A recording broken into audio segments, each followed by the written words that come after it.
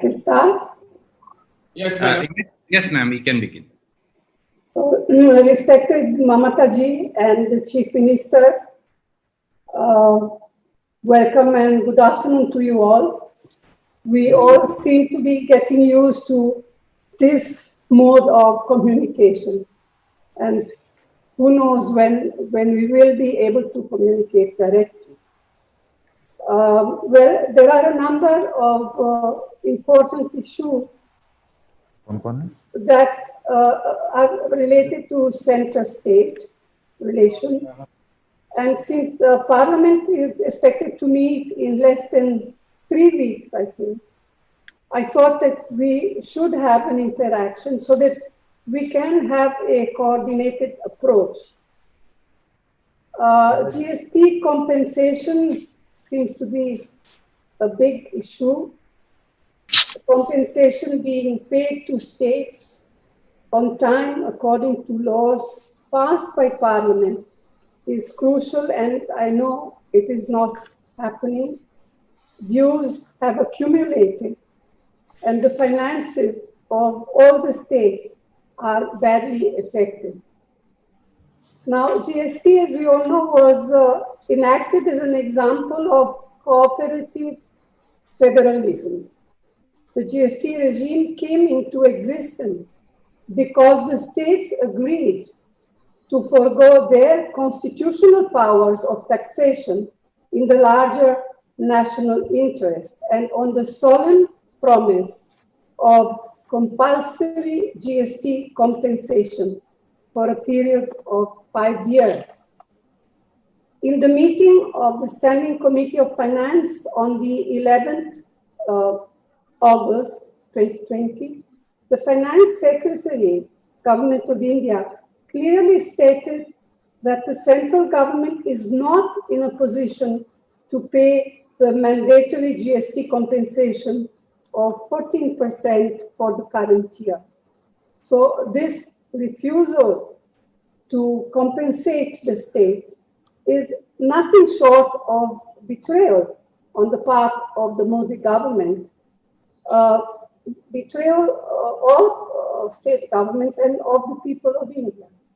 So on the other hand, the central government continues to profiteer from unilateral cesses which are not shareable with states, and they corner this revenue.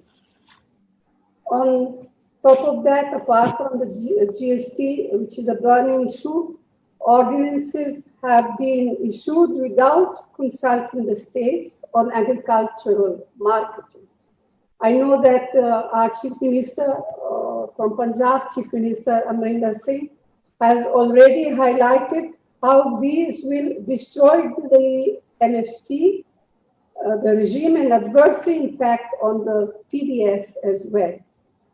There has been also a national outcry against the draft EIA notification 2020, which is deeply anti-democratic. Laws meant to protect the environment and therefore livelihoods and public health are being weakened.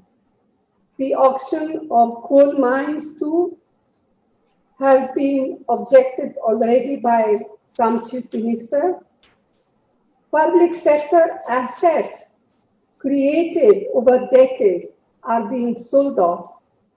Here too, you all know that some state governments have expressed their opposition. 6 airports have been given into private hands, and the railways, that is the lifeline of the country, they are also being privatized. There are other announcements like the national education policy that should really worry us, because, and it is a setback, it is actually a setback of, for progressive, secular and scientific values. And it actually displays, it reveals the insensitivity of what the states have, to what the states have been saying. There are other problems of students and examinations these are also being dealt with uncaringly. Now, there are many more issues, and I'm sure you are much more aware of them than I am. So I think I would stop here and hand the meeting over to Mamata ji. Sanjay, thank you so much for calling this meeting, especially at this crisis time, and when our students community, especially, they are facing a lot. Even they are totally in their uncertainty, they have their mental agony. They do not know. Government already announced that G and NEET exam will start from 1st to 6th and 13th. But how they will give the examination, I do not know, because more than 25.50 lakh students are involved. Even more than 4,500 to the centers are already there. Rail is not working properly. Aviation also there are some problems. Transportation is also not effectively working because of this lockdown system and all this. Now, under this lockdown protocol, when like COVID, a pandemic is going on, then first in the month of April, UGC has sent a letter to the state government that they will defer this exam or they will take some other options. But again, they sent another letter to change that decision, which will harm the students, especially the graduation, post-graduation. And now the G and the NEET, our students and youth, they are very much talented. They are really very brave. They are very bright. And I do not know how they will sit for exam. Yes, I appreciate that government can say that Supreme Court has given the verdict and that's why government is doing all these things. I have appealed Prime Minister, I have requested, I have sent so many letters, but I can show you that yes, I have sent this letter to Prime Minister because of this NEET, G and this exam, other exam. And I requested Prime Minister that if the government can review government can request the Supreme Court when students community are in a serious situation. Even some people are facing the depression also. It is a mental agony.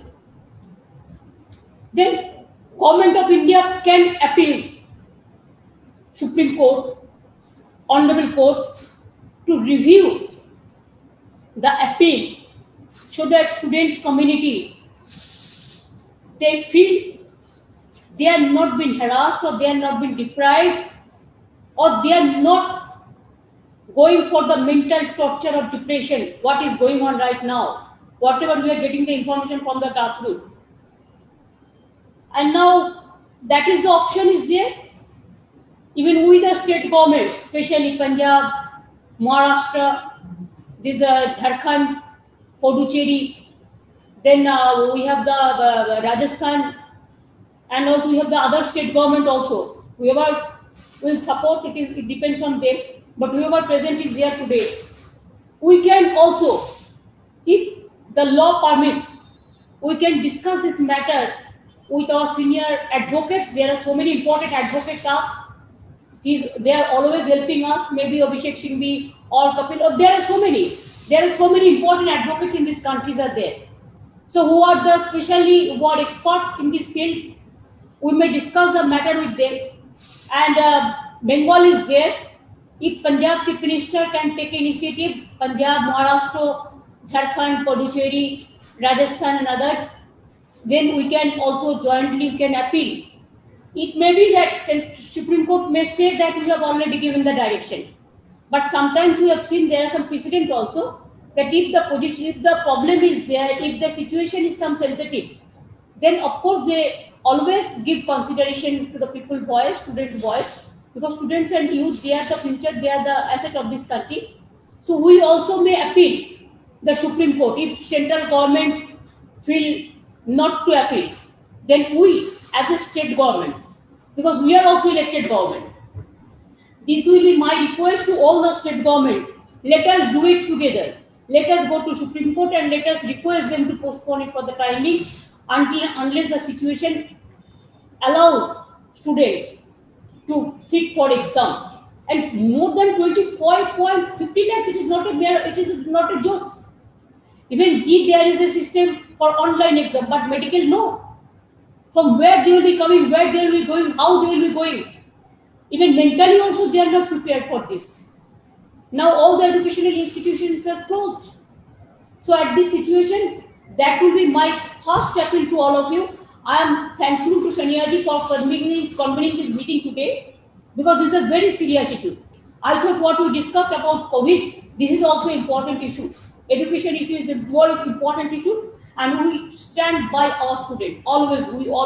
We stand to our students and you, and we are stand by our students. Whatever they require the help, we are willing to do it. This is number one. Every chief minister must come forward and we must work together.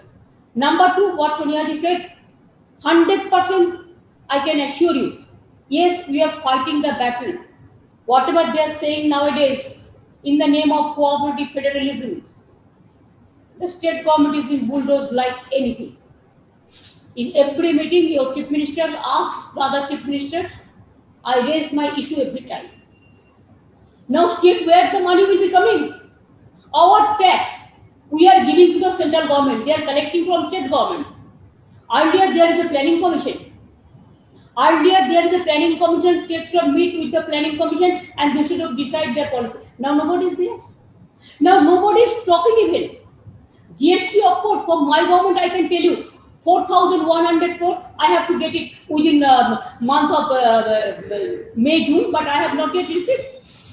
So how do we run the government? COVID, the pandemic is going on, and now we are not getting one single paisa. From how we will go for expenditure? We have to give for state house free of cost, treatment free of cost, medicine free of cost, ventilator free of cost, nasal oxygen free of cost, even their ambulance free of cost. Everything we are giving free of cost. Even the migrant workers, they came. We gave their ticket, the expenditure. We are trying our best, madam. But the problem is that we are not getting anything. They are saying so many things. Sometimes finance minister said we are giving this thousands of crores, lakhs of crores, but where is the money? The same thing they are repeating. Even we requested all the chief ministers who are present, they know that FRBM system, madam, there is a FRBM system of financial discipline. We said that when we allow, we said that Japan can use 20% for that, for FRBM. They are giving GST, the system. Now America also spending 10% GST for COVID. Now UK is also spending 20% GST for COVID. Now India, it is, I do not know, 1 or 2%. Even we said that, okay, if you give 5% also, 2 to 5%, then allow us without condition. Now they have given condition. I have to go to market for, in the name of so-called reforms. I have to, increase the taxes of the people. I have to increase the municipality tax. I have to increase this and this and this, and whatever they will say, they will impose the tax to us, and then only we will get that money, otherwise no. So where the money will come? Will it come from the sky? I'm telling you that we are trying our best. It's very difficult to give the salary to the workers. No fund is available. It's very difficult. Even the unorganized sector is suffering a lot. The MSME sector to farmers to unorganized sector.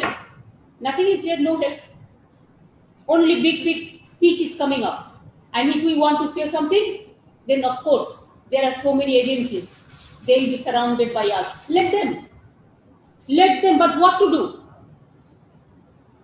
Two options are there. Either you fight for the people, and if you don't fight for the people, then there are so many friends, they are just surrounded by us, how they can disturb us. I have not seen in a democracy this type of atrocities. I'm sorry to say. is most unfortunate part of today. We are facing an acute crisis. We cannot speak. We cannot speak out. We cannot speak freely. The media cannot speak. They are also being guided what to speak, what not to speak.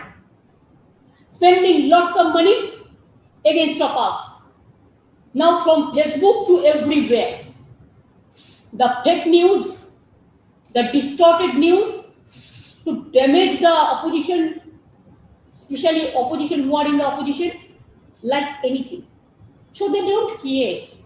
Nowadays, I have not seen even other thing I want to tell you, madam, just one thing. After that, other friends will speak out.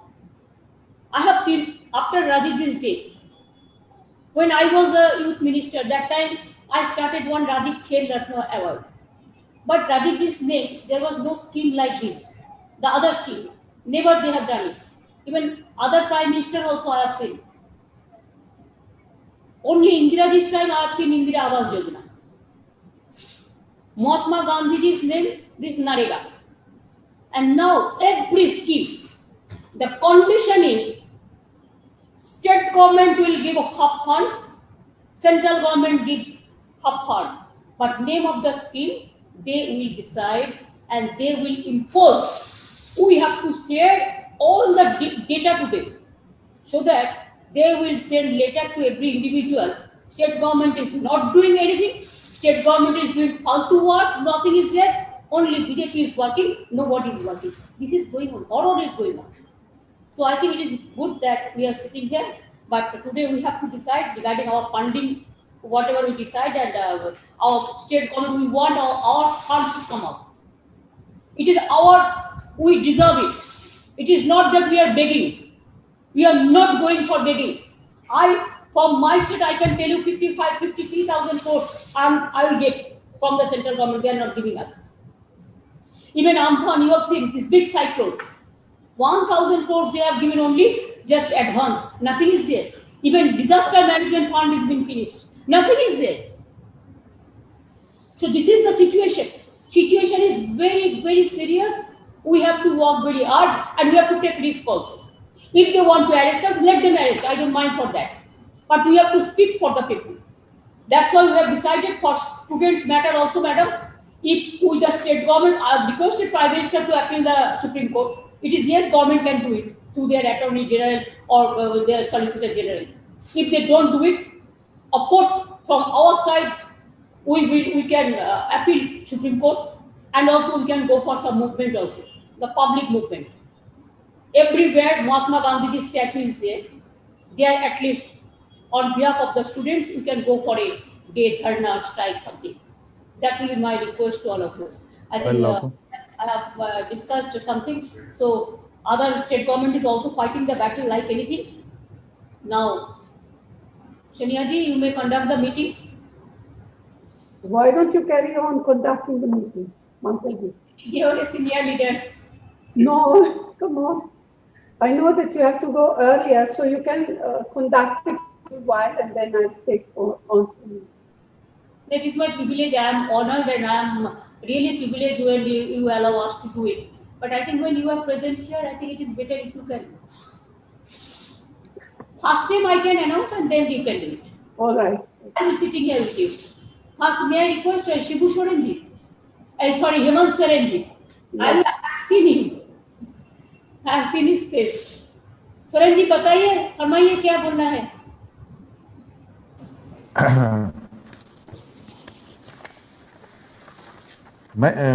मैं बोलूं? आप बोलिए. आपका पिताजी ठीक है ना? तबीयत ठीक है? हाँ बिल्कुल बिल्कुल मैम बहुत अच्छे हैं. He is now shifted to Medanta, Delhi. He is fine now. बोलिए Hemant. Mother, father both are positive now. Yes, yeah. I know. That's why I asked about father. But father is okay, but old health medical issues थे, so that उनको हम लोगों ने transfer किया है Delhi. Otherwise nothing else. Fine. बताइए सुमित जी और हेमंत जी कैसे हम कर सकते हैं? बिल्कुल बिल्कुल बढ़िया. सीबीडी का नाम यहाँ मैं सॉरी चाहूंगा भी थोड़ा सा, मैं पहले भी आप लोगों से मैं बोल रहा हूं, क्योंकि दीदी को हमने सुना भी, कुल मिला करके के उसी तरीके से हमारी भी बात है। आज की इस बैठक में आदरणीय सोनिया गांधी जी, विभिन्न राज्यों के सभी मुख्यमंत्रीगण, हमारी ममता दी, सबको मेरी तरफ से आज की इस मीटिंग के लिए बहुत बहुत स्वागत, अभिनंदन के साथ अपनी ओर से प्रणाम जोहार करता हूं। और एजेंडा तो मुझे विशेष नहीं मिला है, लेकिन जो बातें हो रही है प्रेजेंट सिचुएशन को लेकर के, दीदी ने पूरी बातें कही, लगभग पूरी इलैबोरेट करके उन्होंने कही है। ये बात सही है मैडम कि देश की स्थिति तो बहुत अच्छी है, कही जा सकती है। और एग्जाम को लेके जो बातें आई, और जो सेंट्रल गवर्नमेंट का जो हम लोगों को मदद मिलता है उससे जीएसटी का जो विषय आया, वो सारी बातें आ गई। वही हाल कमोबेश हमारे राज्य में भी है। लेकिन पता नहीं ऐसा क्यों लग रहा है कि शायद हम ये कहने से हमें हिचक नहीं होनी चाहिए कि विपक्ष हम लोग थोड़ा सा कमजोर होते दिख रहे हैं, चीजों को बहुत जोरदार उठा नहीं पा रहे हैं। और जिस तरीके से सत्ताधारी आज सारे मैकेनिज्म को विपक्ष के विरुद्ध में यूज कर रही है, ये आने वाले समय में फेडरल स्ट्रक्चर के लिए निश्चित रूप से बहुत बड़ा घाटा है। और आपने देखा किस तरीके से ये कोविड के सिचुएशन में भी इतने जो माइग्रेंट लेबर आए, उनको राज्य में आने के बाद लगभग 7 वीक्स इनको लगा कि मजदूरों को बहुत परेशानी हुई, 7 वीक्स लग गया। उसके बाद ये किसी तरीके से थोड़ी बहुत एक्ट उन लोगों ने किया, फिर बाद में धीरे धीरे मुद्दे बदलते चले जाते हैं ये, और लोगों का जो डिस्कशन ऑफ पॉइंट है वो डाइवर्ट करके दूसरी तरफ ले जाते हैं। आज मैं जो फील कर रहा हूं, मुझे लग रहा है कि बहुत अंडरग्राउंड बहुत ज्यादा आक्रोश है, विशेषकर युवाओं में तो बहुत ज्यादा आक्रोश है।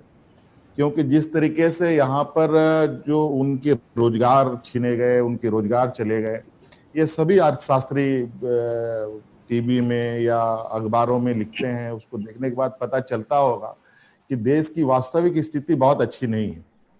और आज मैं शुरू से इस बात के लिए प्रधानमंत्री जी के सामने फ्लैग करता रहा हूं। आज देश में अर्थव्यवस्था की जो हालत है, ये बात तो राज्य सरकार की तो बुरी हालत है ही। जब से जीएसटी इम्पोज हुआ उस समय से समझिए कि राज्य सरकारों की रीढ़ की हड्डी निकाल ली गई है। सारे डिसीजन अब केंद्र सरकार करती है, जो उनको देना है देंगे, जो नहीं देना है नहीं देंगे। अपने स्टेटों को, अपने जो उनके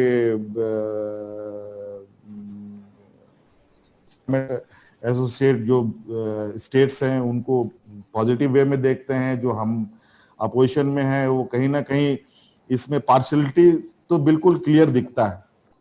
इसलिए मैंने कहा है कि ये जीएसटी जिस तरीके से केंद्र सरकार आज सारा बर्डन अपने ऊपर ले रखी है, क्यों नहीं राज्य सरकार को भी कुछ बर्डन मिले रिसोर्स जनरेट करने के लिए।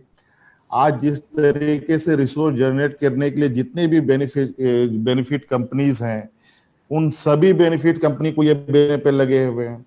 और अभी सारी चीजों को ये कंपनसेट करने के लिए जिस तरीके से लगातार पेट्रोल डीजल में दाम बढ़ रहा है, इससे महंगाई तो घटेगी नहीं, महंगाई तो बढ़नी तय है।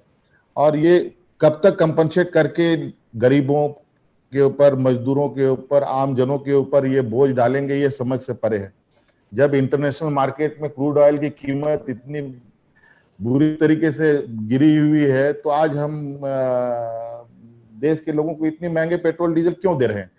इसका मतलब स्पष्ट है, ये कहीं ना कहीं इन लोगों का एक अपना स्ट्रेटेजिकली मूव है, जिससे ये एक रिसोर्स जनरेट राज्य के लिए नहीं, देश के लिए नहीं, बल्कि अपने कुछ जो इनके कथाकथित लोग हैं उनके बैलेंस शीट को सुधारने में लगे हुए हैं। जो मुझे जानकारी है, पता नहीं सही है कि गलत है, जो नमामि गंगे का जो सफाई अभियान चला, 6-7 हजार करोड़ का जो डिसिल्टिंग हुआ, उसमें तो अदानी ग्रुप्स ने ही किया। आज वो तो कोई पता भी नहीं कर पाएगा कि वो पैसा गया कहां, अब उसकी कोई जांच भी नहीं हो सकती है। इस तरीके से आज जो भी देश के अंदर लोग अगर थोड़ी बहुत कुछ एक्टिविटीज कर रहे हैं, वो तो मनरेगा में कर रहे हैं। हमारे राज्य में तो मनरेगा को हमने बहुत जबरदस्त एक्सप्लोर कर रखा है, लेकिन उसके अंदर भी जो कुछ जो फॉर्मूलाज हैं उसमें थोड़ी सी लिबर्टी होने से और आसानी से हम लोग और तेजी से लोगों को जोड़ सकते थे। लेकिन जो पेमेंट का शेड्यूल है, जॉब जो उसमें सेलेक्ट करने का इशू है, वो सब राज्य सरकारों को कम से कम फ्री हैंड देना चाहिए कि आप लोग इस तरीके से काम कीजिए, कुछ एक बना करके और हम लोग उस तरीके से सेलेक्ट कर पाए। और इस तरीके से तो कई चीजें हैं जो बोलने के लिए है भारत, जबकि सेंट्रल गवर्नमेंट ने खुद इस बात को कहा है कि हमारी कमिटमेंट है जीएसटी लगने के बाद हम आपको सर्टेन पीरियड तक कंपनसेशन देने की। और अभी मुझे लगता है अब चूंकि ये कोविड कोरोना का जो संक्रमण आया, इससे तो हम लोग को लगता है जो कंपनसेशन पीरियड था, ये पीरियड को भी बढ़ाना चाहिए, कंपनसेशन भी बढ़ना चाहिए और पीरियड्स को भी बढ़ाना चाहिए, क्योंकि हमारे पास तो ऐसे ही रिसोर्स नहीं है। अभी तो बहुत मुश्किल से हमारे जितने भी कोल ब्लॉक्स हैं, आयरन ब्लॉक्स हैं, सबको बेचने पर ये लगे हुए थे, ऑप्शन करने पे लगे हुए थे। ये तो मैं सुप्रीम कोर्ट में जाकर के इन चीजों को मैंने रोका है। और उस पर हम लोग होमवर्क भी कर रहे हैं कि हम अपने रिसोर्स को अपने राज्य के बेनिफिट के लिए कितना यूज कर पाए, रिसोर्स जनरेट कर पाए, ताकि सेंट्रल गवर्नमेंट के लिए हर एक रुपया के लिए हम मोहताज ना हो। ये हमारा वर्क प्लान में है। और मैडम यहाँ एक और इशू है अभी एग्जाम का, जो नीट का है और जेई का एग्जाम का विषय, जो इन लोगों ने इसको दे रखा है, नेशनल एग्जाम क्या है, एनटीए को जो इन लोगों ने सपुर्द किया है एग्जाम देने के लिए, ये बात है, सही है, एग्जाम होना चाहिए, इसके पक्ष में मैं हूं। लेकिन मुझे लगता है इट इज टू हरी। अभी बहुत सारी चीजें जो अभी हम लोग मुसीबत में फंसे हैं, अभी मुझे लगता है इसके लिए तो बहुत कुछ हमारे राज्य में तो स्थिति ये है कि हमारे राज्य में यूपी से भी बच्चे यहाँ एग्जाम देने आते हैं, बिहार से भी आते हैं, आस पड़ोस के राज्य के भी लोग यहाँ पर सेंटर डालते हैं। और मुझे जहां तक जो जानकारी मिली है, हमारे राज्य में तो मात्र 4-5 डिस्ट्रिक्ट्स को ही इन लोगों ने सेंटर बनाया है। मतलब हमारे यहाँ जो स्थिति होगी, डेफिनेटली सारे बसेस खोलने पड़ेंगे, सारे होटल्स खोलने पड़ेंगे, सारे ट्रांसपोर्टेशन सिस्टम ऑन करना पड़ेगा। और जो अभी कोरोना तो मेरे दरवाजे तक आ गया है, अब उसके बाद जो बच्चे आएंगे, बच्चे अकेले नहीं आते इस एग्जाम में, बच्चे अपने पेरेंट्स के साथ मूव करते हैं। और खासकर जो गर्ल्स होती हैं और पेरेंट्स के साथ आती हैं, मतलब को एक नहीं डबल ट्रिपल करके वो लोग आएंगे, मतलब पॉपुलेशन बहुत बड़ा होगा, जिससे संक्रमण उस समय और ज्यादा होने की संभावनाएं भी होंगी। मुझे लगता है इसमें डिले करने के लिए और थोड़ी सरकार को कुछ फैसिलिटेट करे केंद्र सरकार, ताकि हम लोग बेहतर तरीके से इस एग्जाम को करा पाए। नहीं तो फिर जो जिस तरीके से इन लोगों ने हर चीज से पल्ला झाड़ा है, इस केस में भी ये पल्ला झाड़ेंगे और सारे राज्य सरकारों के मत्थे डालेंगे कि राज्य सरकार की जिम्मेवारी है। राज्य सरकार के पास ना वेंटिलेटर अभी हमारे पास उपलब्ध है, ना बेड उतना सफिशिएंट लोगों के लिए उपलब्ध है, ना हमारे पास वैसे रेस्क्यू सिस्टम हमारे पास इमीडिएट हम जनरेट कर पाए। तो है, समस्या तो है मैम, लेकिन इसके लिए हम लोगों को लगता है कि जॉइंटली कुछ प्रोग्राम बनाना चाहिए। मैं इसके पक्ष में हूँ। थोड़ा विपक्ष की आवाज थोड़ी बहुत कमजोर हमको महसूस हो रही है, और ये लोग तो जिस तरीके से आए दिन कभी सरकार को परेशान करो, कभी उस सरकार को परेशान करो, कभी इस विधायक को परेशान करो, कभी उस मिनिस्टर को परेशान करो, इसी में फंसा करके हम लोगों को माइंड डाइवर्ट करते हैं और हम लोग को इनके मेन मुद्दे से हम भटक जाते हैं। और इसलिए हम लोगों को थोड़ा सा उनके जो स्ट्रेटजिकली पॉलिटिकल डाइवर्ट है, उस पर भी एक कड़ा नजर रखते हुए हम लोगों को उनको हिट करने की आवश्यकता है। मुझे नहीं लगा, क्योंकि इन लोगों ने गलतियां इतनी कर रखी हैं मैम, कि अगर हम लोग सही तरीके से सही प्लेटफॉर्म पर बातों को रखें, तो मुझे लगता नहीं है कि हम लोग इनको ये करें। अब जैसे इन लोग सब आत्मनिर्भर भारत के नाम पर जितने भी जो प्रॉफिट कंपनीज हैं, सबका प्राइवेटाइजेशन करने पे लगे हैं, खासकर रेलवे पर। रेलवे तो हुआ, रेलवे करने की वजह से कितने लोग अनएम्प्लॉय होने की स्थिति पर हैं, हो गए, और कितने लोग डायरेक्ट इनडायरेक्ट वे में बेरोजगार हुए, वो तो आप सब लोगों को मालूम है। अभी भेल, गेल, एनटीपीसी, सेल, इन सबको बेचने की इनकी तैयारी चल रही है। कैसे चलेगा? आखिर हम लोग किस और देश को ले जाना चाहते हैं? और वैसे भी अर्थव्यवस्था पे खड़ा होने के नाम पर तो कहीं मुझे दूर दूर तक तो दिखाई नहीं दे रहा है। इतने सरकार पैसे रिजर्व बैंक से निकालती है, आम लोगों को तो मिल नहीं रही, ना फैक्ट्री चल रही है, ना छोटे चल रहे हैं, ना मिडिल क्लास इंडस्ट्रीज चल रही हैं, लेकिन सेंसेक्स में इन्फ्लुएंस जरूर दिखता है। और ये कौन सा इकोनॉमिक है, ये मुझे समझ में आता है। कोई इंडस्ट्री चल नहीं रहा, रोजगार हो नहीं रहा, आखिर सेंसेक्स बढ़ कैसे रहा है? ये कहाँ का फॉर्मूला है? ये कौन अर्थशास्त्री बताता है? ये और जितने भी आज देश की स्थिति को बताने वाली संस्थाएं हैं, चाहे वो क्राइम रिपोर्ट हो, चाहे डेवलपमेंट ये हो, वो सारी संस्थाएं आज बंद हो गई हैं। कोई भी रिपोर्ट पेश नहीं हो रही है। किसी भी देश की स्थिति के बारे में पता ही नहीं चलता है कि कैसे हम लोग चीजों को आगे दिशा दे पाएंगे लोगों को। इसलिए थोड़ा सा हम लोग, मैडम आपने अच्छा पहल किया है, और हम लोग मजबूर भी हैं कि हम लोग मिल नहीं पा रहे हैं, लेकिन अब हम लोग को लगता है कि मिलने की भी, और या तो इस तरीके का कोई प्लेटफॉर्म बना करके हम लोग रेगुलर एक सीटिंग करें, ताकि हम लोग को इनके जो षड्यंत्र हैं इसको हम लोग मुंह तोड़ जवाब दे पाए मैडम। इसलिए, और इन्वायरमेंट ये का भी एक इशू से इन लोगों ने अभी जो नया ये किया है, मैं थोड़ा सा इसको मैं आपको फ्लैग करना चाहता हूं।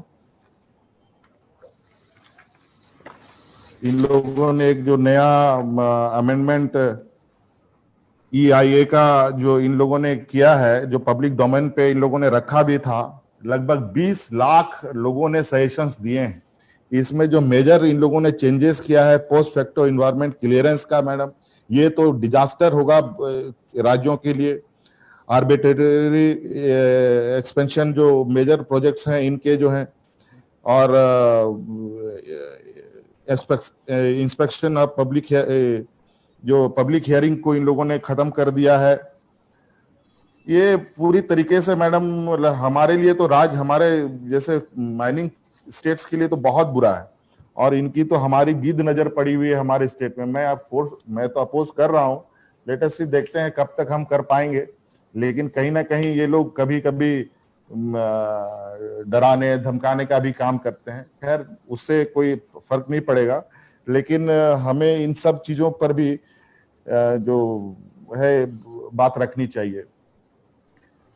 तो इस तरीके के है मैडम, हम तो, और बातें बहुत है, लेकिन आप लोग सीनियर लोग हैं, आप लोग ज्यादा एसेस करते हैं, आप लोग देख रहे हैं, और बिल्कुल हम आप लोगों के साथ हैं। आप लोग बेहतर प्लानिंग कीजिए, और प्लानिंग होनी चाहिए और जोरदार होना चाहिए, मेरा ये मानना है।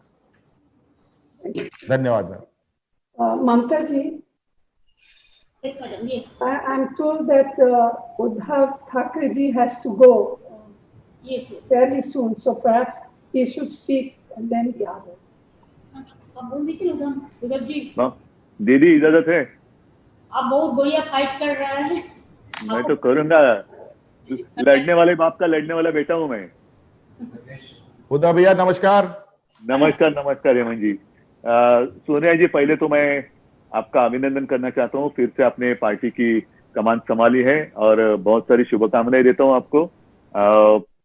आज का जो विषय है, मैं नहीं मानता कि जितने सारे हमारे साथी मुख्यमंत्री जी हैं, किसी का भी मत इससे अलग होगा। सब सारे एक ही स्थिति से गुजर रहे हैं, और लड़ाई तो चल रही है। हेमंत जी, पहले जैसे आपने जो बात कही, हमें तय करना चाहिए, अभी एक बात तय करना चाहिए, डरना है कि लड़ना है। बिल्कुल बिल्कुल। पहला ये तय करो, नहीं तो ये हमारी चर्चा होती रहेगी, मिलते रहेंगे, चाय पीते रहेंगे, जो भी कुछ, जहाँ आपके यहाँ आएंगे तो आप जो खिलाएंगे हम खाएंगे, हमारे यहाँ आएंगे तो सही बिल्कुल बिल्कुल। इसमें कोई मतलब नहीं है। लड़ना है तो लड़ना है, फिर जो होगा होगा। और हमारा तो यही है, सत्यमेव जयते। ऐसे कभी ये नहीं कि आज तक कभी सत्तामेव जयते नहीं है, सत्यमेव जयते है। तो लड़ना है तो लड़ना है। आम आदमी क्या होता है, आम आदमी की ताकत सबसे बड़ी होती है, उसका आवाज सबसे ऊंचा होता है, और वो अगर कोई दबाने की कोशिश करे तो उसकी आवाज उठानी चाहिए, और वो हमारा कर्तव्य बनता है। खैर, 2-3 मुद्दे जो मेरे पास आए हैं। एक तो GST की बात, दीदी आपने जो कही वही सारी लोगों की स्थिति है। लगातार ये जो पूंजी है बढ़ती जा रही है, दिन ब दिन एक एक महीना जैसे आगे आगे निकल जा रहे हैं, केंद्र से आने की जो जितने पैसे हैं उसमें बढ़त हो रही है, लेकिन मिल नहीं रहा है। मैंने आज जानकारी ली, बीच में हम क्या करें, खत लिखते रहते, पत्र लिखो, और जब भी हमारी वीडियो कॉन्फ्रेंस होती है, आपने देखा होगा, मैं कोशिश करता हूं कि हमारे जितने बाकी सारे दुख है वो वहां मैं नहीं कहता हूं। जो भी कोविड के बारे में होता है मैं कोविड के बारे में कहता हूं, अन्यथा बीच में हम खत तो लिखते रहते हैं। कभी जवाब आता है, कभी आता नहीं। जवाब आता है तो भी पैसे कभी आते हैं, अप्रैल से तो शायद आए भी नहीं है। तो ये स्थिति आज के दिन हमारे सबकी है। लड़ तो सभी रहे हैं, कोविड के साथ लड़ रहे हैं, अपनी ही सरकार है, ऐसे नहीं हम विपक्ष में। विपक्ष का मतलब क्या है? विपक्ष का मतलब ये नहीं कि किसी पार्टी का हम बुरा चाहते हैं, नहीं, हम भी आम आदमी की उसके हम रिप्रेजेंटेटिव है, हम भी कुछ हमारा अधिकार है। आज कैसे होता है कि राजीव जी की बात करें तो उन्होंने पंचायत राज, वो एक बात कही थी। पंचायत राज का मतलब क्या है कि जो भी सत्ता होती है उसको छोटे इसमें केंद्र में उनका अधिकार दे दो। आज क्या हो रहा है? आज सबके जो अधिकार है एक हाथ में चले जा रहे। फिर हमारी स्टेट गवर्नमेंट जो है, हमारा राज्य सरकार का मतलब क्या है? क्या कभी आगे जाकर ऐसे हो जाएगा कि राज्य सरकार की जरूरत ही नहीं रहेगी, एक ही व्यक्ति देश चलाएगा और हम खाली हाँ में हाँ मिलाते रहेंगे? ये नहीं होगा। फेडरल स्ट्रक्चर जो है वो उसको डॉक्टर बाबा साहेब आम्बेडकर जी ने उसको ध्यान में रखकर हमारी घटना बनाई है, और उस घटना में जो भी अधिकार सबको दिए हैं उसका अगर हम आदर नहीं करेंगे तो फिर हमारे यहाँ डेमोक्रेसी है कहाँ?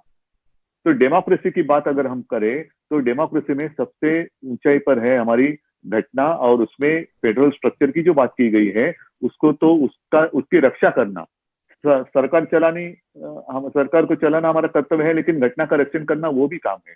तो इसीलिए जीएसटी के बारे में भी मुझे ऐसा लगता है कि क्या उसके ऊपर भी फेर विचार होने की आवश्यकता है कि पहला जो एक स्ट्रक्चर था, हो सकती है कुछ बात हो सकती है कि अगर कुछ बदलाव लाए, अच्छा भी हो सकता है, बदलाव लाए तो गलत भी हो सकता है। अगर गलती हो सुधारी भी जानी चाहिए, सुधारने की आवश्यकता हो तो उसको स्वीकार कर आगे जाना चाहिए।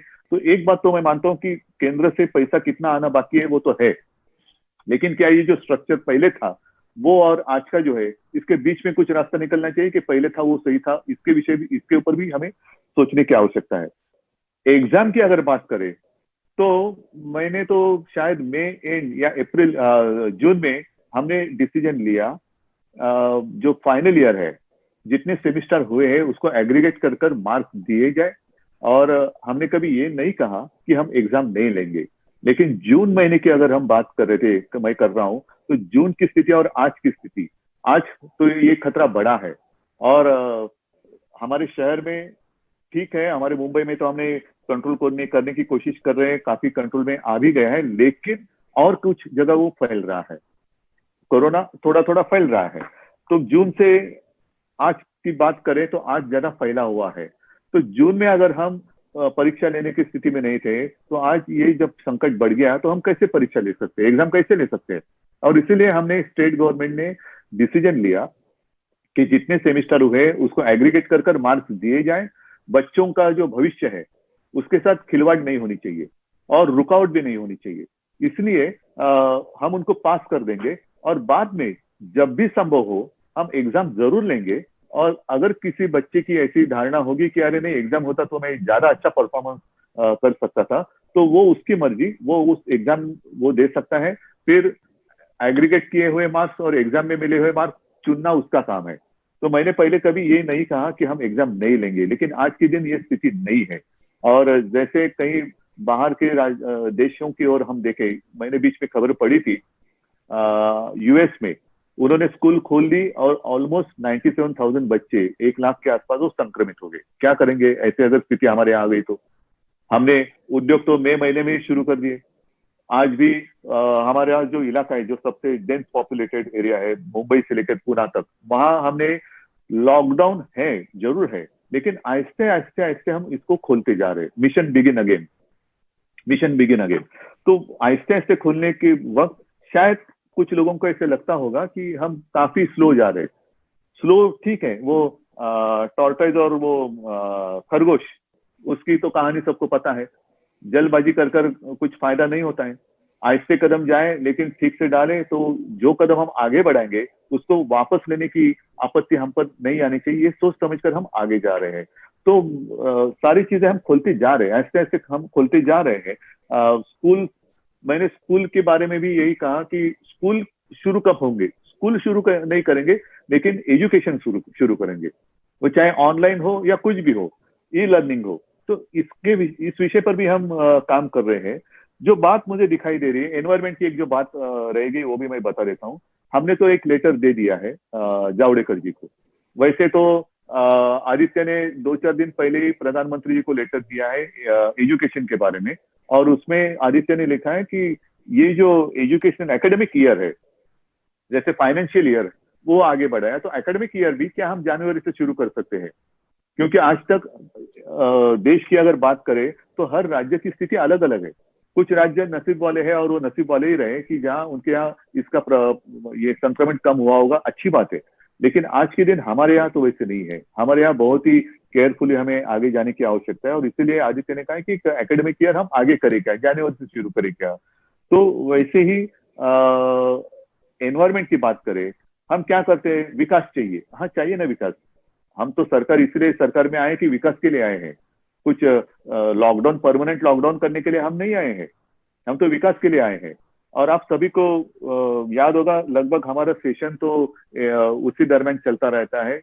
मार्च महीने में हमारा महाराष्ट्र का सेशन चल रहा था, बजट हमने पेश किया और 2-4 दिन में हमें सेशन समाप्त करना पड़ा, क्योंकि हमारे यहाँ कोरोना शुरू हो गया। तब से घर में बैठे, वर्क फ्रॉम होम, और ऐसी बात मुलाकातें होती रही। तो विकास के लिए हम तो सरकार में आए हैं, लेकिन विकास का मतलब ये नहीं कि जहां चाहे हम हमारी मर्जी कुछ भी करें, जंगल है तोड़ दो और वहां से कुछ भी करो, नहीं। और इसीलिए खास कर हमारे विदर्भ से एक जाने वाला रेलवे का एक रूट है अकोला खांडवा, वो मध्य प्रदेश से जाता है। वो जाता है बीच हमारे जंगल से, मेलघाट, जो टाइगर का घना जंगल है। तो हमने उनको ये कहा है कि अल्टरनेट कुछ करें, कि हम बीच जंगल से ये रास्ता जा रहे हैं तो हम घुमा कर लेके जाएं, तो ज्यादा बस्ती, ज्यादा लोगों को इस्तेमाल होगा। तो कुछ ना कुछ सोच समझ कर करना चाहिए। आसान उत्तर हम जरूर निकाल सकते हैं, लेकिन आगे जाकर हमें आपत्ति आ सकती है। तो ये सारी बातें हमारी होती रहती है। लेकिन दीदी आपने जो बात कही कि हमें मिलते रहना चाहिए, जब भी कोई आपत्ति आती है तो हम भागम भाग करके इकट्ठा आते। क्यों आपत्ति की जरूरत है क्या हमें इकट्ठा आने के लिए? आपत्ति के बिना भी हमें मिलते रहना चाहिए। अगर हम हमेशा साथ रहेंगे तो आपत्ति की क्या हिम्मत है हमारे सामने आने की? हम हमेशा साथ रहेंगे तो आपत्ति भी डर कर रहेगी, अरे ये तो इससे इनके नजदीक जाने में खतरा है। आपत्ति को खतरा महसूस होना चाहिए, हमें नहीं। और ये जो बात हम जो कर रहे हैं, ये कॉमन मैन की बात है। जैसे जीएसटी की बात है, पैसा आएगा नहीं तो हम कैसे करेंगे? जैसे आपने कहा कि सारी बातें हम तो फ्री दे रहे हैं, ट्रीटमेंट फ्री दे रहे, ये दे रहे, वो दे रहे। अभी इस सितंबर से लेकर वो केंद्र से जो पीपी वेंटिलेटर जो आने वाला था, आ रहा था, वो भी बंद होने जा रहा है। वो मुद्दा भी मैंने पिछले प्रधानमंत्री जी के सामने कॉन्फ्रेंस पे मैंने उठाया था। एक एक चीज वो बंद करते जा रहे हैं, और हमारे यहाँ हमें देने की आवश्यकता हो रही है, जरूरत पड़ रही है। तो ये सारी बातें हमें सोच समझकर एक प्रोग्राम बनाना चाहिए, और सब मिलकर हम जाएंगे, केंद्र के सामने जाएंगे। ठीक है, हमारा अधिकार है, हम भीख नहीं मांग रहे। जो बात आपने कही वो सच है, भीख नहीं मांग रहे, हमारा अधिकार है, हमारी जनता का अधिकार है। और हमारी जनता, ठीक है, हमें भी वोट दिया है, और साथ साथ प्रधानमंत्री जी को भी वोट दिया है। मतलब ये जनता कोई हमें वोट देने वाली जनता बाहर से आई है और वहां उनको वोट देने वाली जनता यहाँ की है, ऐसी बात नहीं। एक ही जनता है, जनता तो वही है। लेकिन हम करे तो पाप और वो करे तो पुण्य, ये नहीं हो सकता, ये नहीं होना चाहिए। और इसलिए मैं कहता हूं कि सोच समझ कर एक प्रोग्राम होना चाहिए, मिलते तो रहना चाहिए। जब भी मौका मिले तो बिना मास्क, आज तो मैं बिना मास्क आपके सामने बात कर रहा हूँ क्योंकि मैं मेरे घर पे बैठा हूँ। हेमंत जी आप भी, और सारी बातें, क्योंकि हम अपने अपने घर में हैं। लेकिन उस दिन की हम कामना करते, प्रार्थना करते कि जल्द से जल्द ये कोरोना का संकट टल जाए और हम खुलेआम एक दूसरे के साथ ऐसे आमने सामने बैठकर बात कर सके। मुझे तो इतना ही कहना था। जो भी हमें करना है सब साथ मिलकर करेंगे। जनता की आवाज है, वो कोई दबा सकता नहीं, और दबाने की अगर कोई कोशिश करे तो हमारा कर्तव्य बनता है कि वो आवाज और ऊंचा करे। तो सोनिया जी, आपको मैं अभी धन्यवाद दे रहा हूँ, आपने मुझे जल्दी बात करने के लिए इजाजत दी, और मैं सबसे क्षमा चाहता हूँ, थोड़ा मेरी कैबिनेट अभी शुरू हो जाएगी तो इसलिए मैं इजाजत लेना चाहता हूँ। इजाजत रहेगी आप सबकी तो कैबिनेट के लिए मैं जाऊंगा, और सबको मेरी शुभकामनाएं। साथ है और साथ में रहेंगे, साथ में लड़ेंगे। Thank you very much. जय हिंद, जय Maharashtra.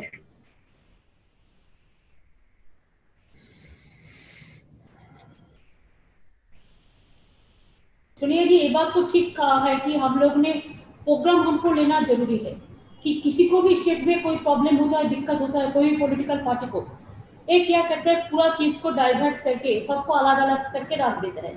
But we must raise our one voice, नहीं तो देश में क्या होगा, और कोई पॉलिटिकल पार्टी रहेगा ही नहीं। No, no, I agree that we have to work together and fight together.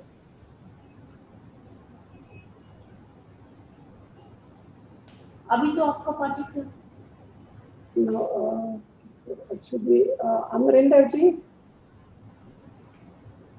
Good afternoon. Yes, good afternoon. Good afternoon, ma'am.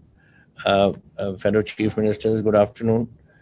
Good afternoon. Ma'am, I think शुरू करें, as the root of all evil is this COVID, and the COVID situation is bad, it's getting worse. जैसे मैंने आपको बताया था that we are likely to reach a peak by mid to end September, and आज हमारे 44,000 cases हैं जो हो चुके हैं, जिसमें से 29,000 have been cured and sent back. But this 44,000 is likely to go up to 110,000 by the 18th, according to our doctors team that is handling this situation. I'm worried more about this case of deaths. We have had 1,178 deaths, 49 yesterday. And the possibility is that the predictions are that up to 3,000 we will go by this mid-September. Now, in a scenario like that, when we are going to peak, what my colleagues from Bihar and Jharkhand and Maharashtra and Bengal have said, we are in the same scenario. We are today in a situation where the finances of our states are completely down. I can tell you that I don't know what the today statement has come from the finance minister that the GST is going to be on schedule, but my finance minister has gone from Punjab today to meet her, and let us see what happens there. But what information we have received just now is that they have taken the opinion of the Attorney General, who says that according to sources, the Attorney General has opined that there is no obligation on the central government to pay the GST compensation shortfall to the states. And GST Council has to decide on ways to make good the shortfall in compensation fund. Now, if we are not going to get compensation and we are not going to get our GST, and as of now, the situation is this, that my own state is down. My own revenues are down in GST by 38%, VAT minus 31%, state excise just 1% positive, taxes on vehicles minus 63%, this is compared to last year, and stamps and registration minus 41%, electricity duty 25%. This year, financial year, will be ending with something like 25,000 crore deficit. I don't have money. I don't have money to run. For Corona, I've got, we have already spent nearly 500 crores. Government of India has given us 101 crores, and they say that they're going to give us 30 more. And this thing is it's growing from our cities. Now it's going into the villages, and we are going to be into a serious financial crisis. How do we handle this, man? This is one thing which I have to say. And I agree with what Mamta ji says. And I think all of us should collectively go and see the Prime Minister and go and tell him what we think of what the situation is like. And after all, he's the Prime Minister of the state. He has to give us. We've given all the powers of taxation to him through the GST. If all our taxes which we used to collect are now to be collected by him, and now they're saying that they may not be able to pay it. They don't have any commitment to give it to us. Then how do our states run? So we've got this sort of scenario which is developing, which is Compensation, they have paid me GST up to March. Now 2 quarters they haven't paid. So we've received 6,900 up to March, and in these last 2 quarters we are due 7,000 crores. That's not paid, and I don't know when they're going to pay it according to their commitments, which they're making. We have asked that the revenue deficit grant be allowed on the 15th Finance Commission should be allowed for the year 2021. They're giving it, but for the next 4 years as well. That they're not agreeing to. The government of India should provide liberal finance assistance for the decrease in revenue collection for COVID-19. That they are not agreeing to. Punjab, as I said, has received about 500 crores, ma'am, and 102 crores from them. They say 30 crores more, and we have spent nearly 500 crores. And that this figure is going to go higher and higher. Ma'am, when we started off COVID in March, we had 200 tests a day. Now we are 25,000 tests a day, and by the end of this month, we'll be going to 30,000 tests a day. Now, every time, of course, that takes the figures up. But what does it mean? It means that Corona is there, and it's only showing up in the tests. And once we go to 30, it's going to go further up. But now things are bad. I've got in the primary and secondary sectors, we are under control. In the tertiary sectors, we are not under control. We have to now somehow put a block on all this that is happening and this growth that is taking place. So what I have had to do is I have to clamp down in certain areas to keep this under control.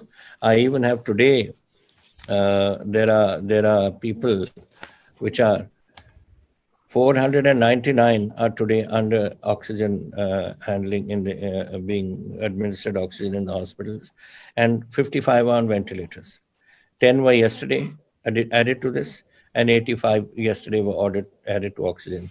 So you see the figures, how they're growing. Every day I see these figures, and it sort of are figures that are unacceptable to me, at least. And I want to do what we can to do this, but it has to be a combined effort, and on the part of the government of India to give us this resource, because resources states can't manage. Look at Maharashtra, what a big state it is. Look at Bengal, what a big state it is, and the chief ministers are giving their views. And we are a tiny little state. We are 2% of the country. We are a small little state. And we have all these problems. And these problems are continuing because, ma'am, I'm getting people coming in from overseas. I'm getting people coming in from other states which are infected. I'm getting nearly 8,000 vehicles which are moving into Punjab every day. And my figures are going up and up and up because of this. Spread is taking place. And I don't think the government of India seems to be at least interested in the least in what we are doing or I've written to the Prime Minister, I've written to the Home Minister, I've written to everyone who matters, and that is it. We have never had a reply on this issue. That's the financial situation. Our finance minister is constantly in touch with Mrs. Sitaraman, and there also we are not getting any commitments. So these are the things we have to do, ma'am. This is something that I think if we combine, do it. And as Mamta ji has suggested, another thing. On education. Now, education is a problem for us, ma'am. We have, in schools, what we have done is that anyone who has passed the pre-exam, for instance, we are promoting them. We are not getting them there. The reason is very simple. If in September I'm going to touch a peak, how can I get my schools to open? How can colleges function? We have written to the Prime Minister 3 times on this issue of University Grants Commission being told to hold the other college exams to delay them or to let the students be passed. We are told no. Now, I think if, as Mamta ji has suggested, all of us states take this up combined with the Supreme Court and fight it out there. And let's try and see that the Supreme Court, which has so far given a negative opinion, may on a review petition, may listen to us. Because we are all concerned. We are not, I mean, we would like to have the exams. We would like the children to pass. But how can I bring the children to school when I'm one side running a crisis in the state because of this COVID? So this is something that we cannot do. We have written to the UGC. My vice chancellors have written to the UGC. The Guru Nanak Dev University vice chancellor has been in the UGC. He knows all the people there. He's been to talk to them, but they don't agree. And then of course, Supreme Court has given this. But I'm sure if we all go combined to that, this can help. We've done that for the schools, not colleges. Then the other ones that they mentioned about these professional examinations, that I think, ma'am, these ones of the NEET and IT and the JEE, common law, aptitude test, etc. These can be done online. Nobody is on the professionalism. Nobody is saying that it shouldn't be online. They can be done online, and I think Government of India should agree. It's been happening in the past. It's happening now all over the world. Why can't it happen here? That's not what I'm talking about. I'm talking about our colleges and schools, our colleges exams for to BAs and MAs and whatever they are. That's at the university level. So this is basically what we are, ma'am. And thirdly, for me, which is a very important issue, I have 3,17,000 SC students in the state, ma'am. I'm the largest population of SC population in any state. We are 32%. No state has got 32% SCs other than us and we used to, the Government of India used to give us a certain grant for them post-metric scholarships. Now they've told us, and post-metric scholarships, what it cost us is about 720 crores a year, which they used to give us. Now they say that you spend up to 800 crores and anything more than that we'll give you. When we don't have anything more than that, and we only want that 720 crores to come to us. If you're not going to give me for my SC students, then how do my post students go to school and study? Now, this is something which I find is a very strange thing, that you are not even willing to contribute to the SC students of my state. I don't have money. I don't have money sometimes to even think how I'm, I have to think sometimes how I'm going to pay my salaries. How am I going to pay the various compensations or the various commitments that the state has made? And then on top of that, you're trying to thrust this also on us. I would like all my children to be educated, and that 32% is 1/3 of Punjab. How can I just leave them out? And I don't think the Government of India has any business to cut it out for the poor families and for the SCs families of the state. So this is another issue which I wanted to mention. And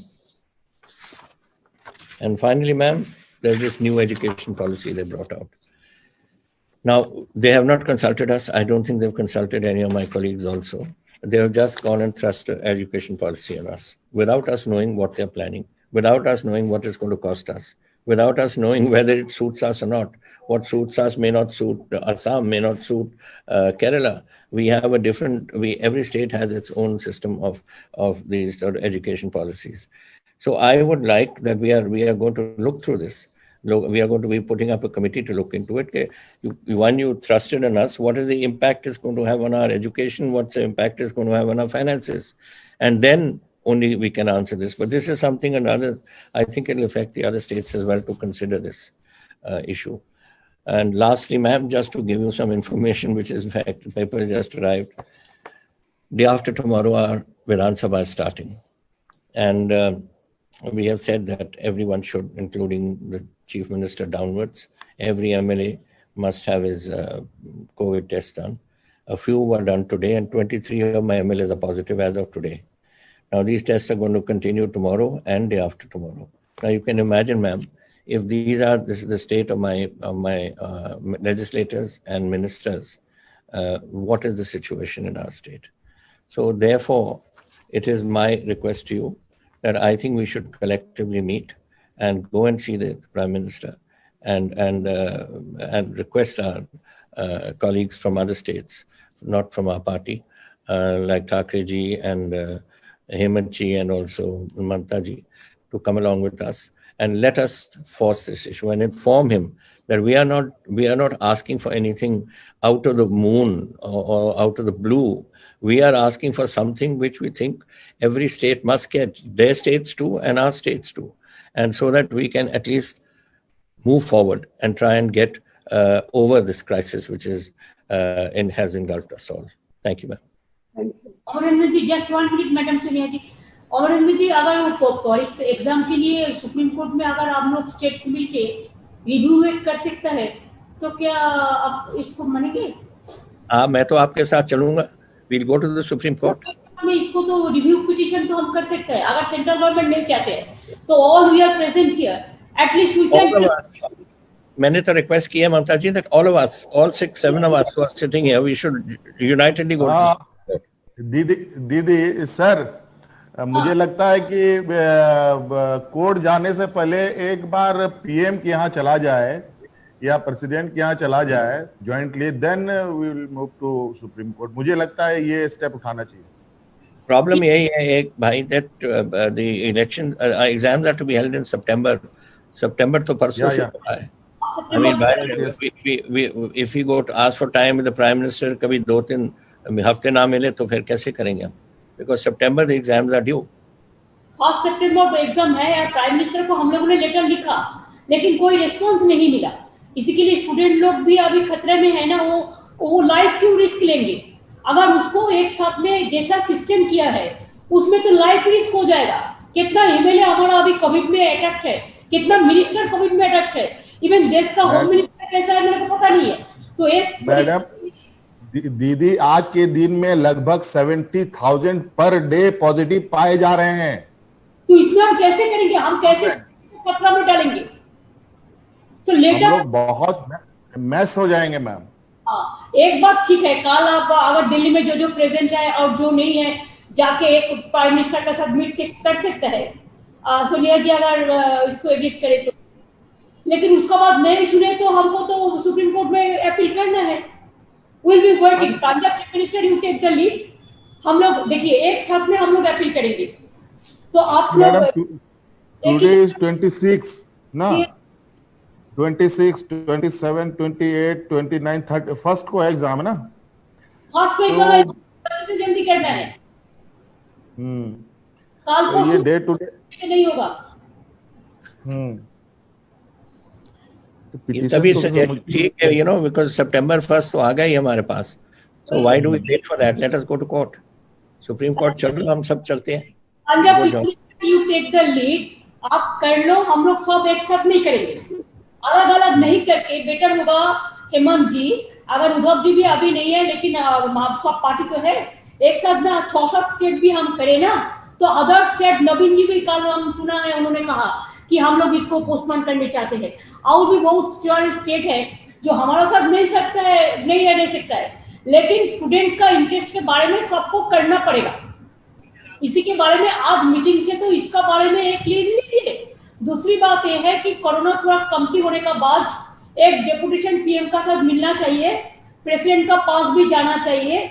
और दिल्ली में जो लोग रहते हैं, सोनिया जी आप लोग तो दिल्ली में यू आर सेटल देयर, तो उधर में भी एक डेलीगेशन हम पार्टी से रिप्रेजेंटेटिव भेज देंगे प्राइम मिनिस्टर और प्रेसिडेंट को पास। जो स्टेट का बारे में जो बोलना है, इसको बारे में जल्दी से जल्दी करना है। हमारा बोलता है नहीं देगा, अरे नहीं देगा तो हमारा टाका रुपया लेके चला जाता है और बोलता है नहीं देगा तो स्टेट चलेगा कैसे? नहीं, सही बात। अभी मैडम जो एग्जाम का डेट इन लोगों ने डिक्लेयर किया है उसमें कोई एसओपी भी तो नहीं बताया है कि कैसे होगा नहीं होगा। उसका भी तो बहुत हेमंत जी वो कल एक लेटर दे दिया, कल एक लेटर देके बोला है कि देखो आपका सारा देश भर यही जगह सेंटर होगा, वो सेंटर में इतना 50 लाख इतना करीब स्टूडेंट एग्जाम में बैठेंगे। कैसे बैठेंगे? No social distancing, no physical distancing. उसका लाइफ सिक्योरिटी है, उसका लाइफ का सिक्योरिटी बर्बाद हो जाएगा। अगर वो करियर के लिए जा रहा है तो उसको सिक्योरिटी भी मेरा हम लोगों को देखना कर्तव्य है। कैसे हम स्टूडेंट लोगों को जिंदगी खतरा में डाल सकते हैं? नहीं, बिल्कुल मैडम, ये सिर्फ स्टूडेंट ही नहीं है, बहुत कुछ खुल जाएगा, फिर तो सारी चीज ओपन हो जाएंगी। अशोक जी आदरणीय परम श्रद्धेय सोनिया जी, तमाम मेरे मुख्यमंत्री साथीगण, बघेल सर प्रणाम, गहलोत सर प्रणाम। प्रणाम। अच्छा लगा। कैसे हैं? ठीक है मैडम ने प्रयास किया एक साथ में और हम लोग सब आपस में बातचीत करने लायक बन सके। मैं इस मौके पर मैडम मेरे साथियों को कहना चाहूंगा, सब लोग एक सी स्थिति गुजर रहे हैं और जब डेमोक्रेसी की बात करते हैं, अगर डेमोक्रेसी मजबूत दिखती है तब तो ये सब बातें करने का उस जगह लाभ मिलने की उम्मीद होती है। पर सरकार क्या उम्मीद करें, क्योंकि जब से सरकार बनी है 14 में, तब से ही जो रवैया सरकार का है वो इस प्रकार का बन गया है कि कोई लोगों में घुटन महसूस हो रही है कि कहें तो किसको कहें और कहें तो कोई सुनेगा क्या। ऐसी स्थिति में हम लोग चल रहे हैं। ऊपर से कोरोना आ गया। सबको मालूम है कि अर्थव्यवस्था की स्थिति पहले इकोनॉमिक स्लो डाउन था। इकोनॉमिक स्लो डाउन तो यूपीए गवर्नमेंट में आया था, परंतु तत्काल कदम उठाए गए तो कम से कम इम्पैक्ट बहुत कम रहा देश के अंदर। जब doctor Manmohan Singh ji prime minister थे, आपने उस वक्त में देखा किस प्रकार से फैसले के बाद हुए थे। वो तो इतिहास में दर्ज हो गए, चाहे वो आरटीआई था, चाहे आरटीई था, चाहे फूड सिक्योरिटी एक्ट था और चाहे नरेगा था। आज नरेगा और फूड सिक्योरिटी एक्ट ही बचाए गए हैं। बहुत बड़ा इम्पैक्ट पड़ गया है। परंतु दुख इस बात का है कि कोरोना ने जो स्थिति बनी है राज्यों की, पूरी लड़ाई लड़ रहे राज्य सरकारें लड़ रही है और केंद्र सरकार से खाली वीडियो कॉन्फ्रेंसिंग के अलावा कुछ भी नहीं हुआ। जो हमने सुझाव दिए थे वीडियो कॉन्फ्रेंसिंग में अंदर, उन सुझावों पे कोई ध्यान नहीं दिया गया। और तो जो 20 लाख करोड़ का पैकेज घोषित किया गया वो भी खाली एक प्रकार से लोन ड्राइवन थे, लोन के आधार पर है, इसका कोई इम्पैक्ट नहीं है, कोई ग्रांट नहीं है, सब्सिडी नहीं है। और मैं समझता हूँ कि राज्यों की स्थिति बिगड़ती जा रही है। जो हमने वादे किए थे जनता से, बजट पेश किया था, कमिटमेंट हमारे थे, सबको मालूम है कि इसके कारण से रेवेन्यू 40% मुश्किल रह गई है राज्यों की। और बिना केंद्र के सहयोग से राज्य सरकारें जो कमिटमेंट पूरा कर नहीं सकती। हमें अपने बजट जो बनाया हुआ है उस पर कटौती करनी पड़ रही है। ऑस्टेरिटी मेजर हमारे उठा रहे हैं। लॉकडाउन लंबे समय तक चला, उसके कारण भी स्थिति बिगड़ गई। सब जगह दुकान हो, व्यापार हो, इंडस्ट्री हो, सब बंद हो गए। वक्त लगेगा कि श्रमिकों के अलग प्रॉब्लम्स हैं, रेवेन्यू रिकवर होने में वक्त लगेगा। तो तमाम मेरे पूर्व साथियों ने जो बातें बनाई है वो हकीकत में है कि आज जीएसटी जो वादा किया हुआ केंद्र सरकार का, आज हमारे स्टेट में करीब 6,990 करोड़ रुपए बकाया हो गए हैं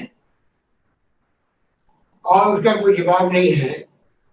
कोई हमने 25-30 लेटर लिखे होंगे प्रधानमंत्री जी को, जवाब आते नहीं है वहां से। अगर कोई मुख्यमंत्री पत्र लिखे जो जवाब ही नहीं आए तो हम फिर क्या उम्मीद कर सकते सरकार।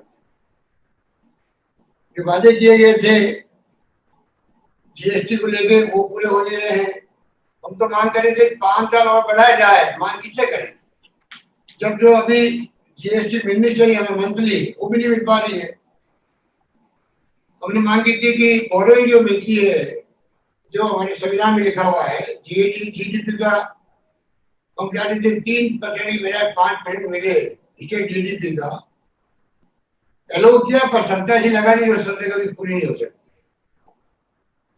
हमने एक सिंपल मांग करी मॉनिटरिंग की कि राज्य सरकार में जो कर्जे हैं भारत सरकार की एजेंसियों के, पावर फाइनेंस कॉर्पोरेशन है या अन्य एजेंसी हैं, खाली 6 महीने का मॉनिटरिंग चाहिए, उसकी परवाह नहीं करी गई।